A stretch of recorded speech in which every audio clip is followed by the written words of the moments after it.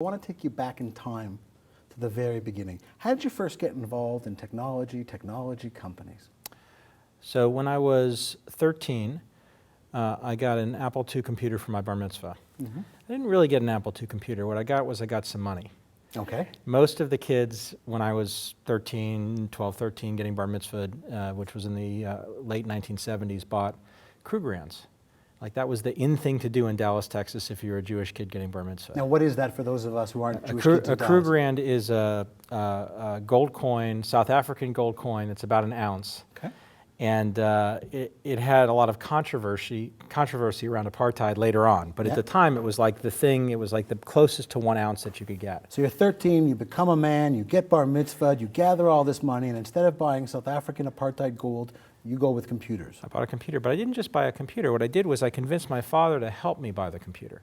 So I bought a $3,000 computer with $1,600 that I got from my bar mitzvah.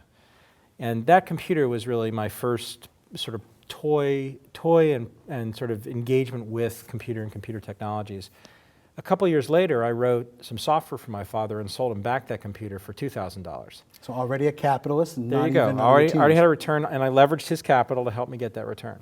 Sounds like a Canadian government effort. So you're in your teens, the 80s are just starting out, you're involved in technology, you write your first piece of profitable software. Where do you go from there?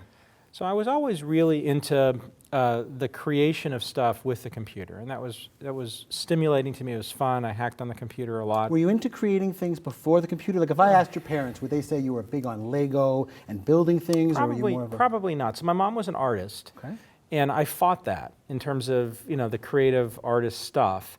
But I was very into math and science and sort of exploring things that were very much in my mind rather than physical. So, when I was growing up, everybody had a garage and you had stuff in your garage and tools and a workbench. And that was like the worst place for me to hang out. Like that was a place for somebody else to hang out. I wanted to lay in the hammock or on the couch and read a book.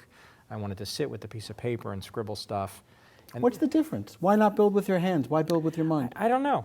I mean, at the time, when I reflect on it, I realized that the tactile creation for me was never so stimulating. Interestingly, as I've gotten older, I've become more interested in physical goods and physical products. But I don't feel like I have a lot of intellectual coordination around it. Like I have, in my brain, I can envision what I want to do, but like actually making it is very hard for me.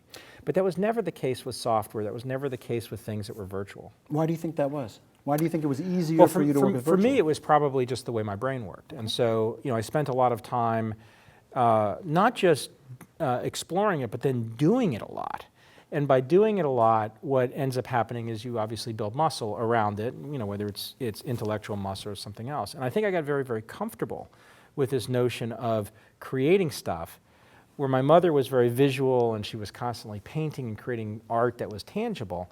I was creating this very intangible thing, namely software, and that was something that was very stimulating to me.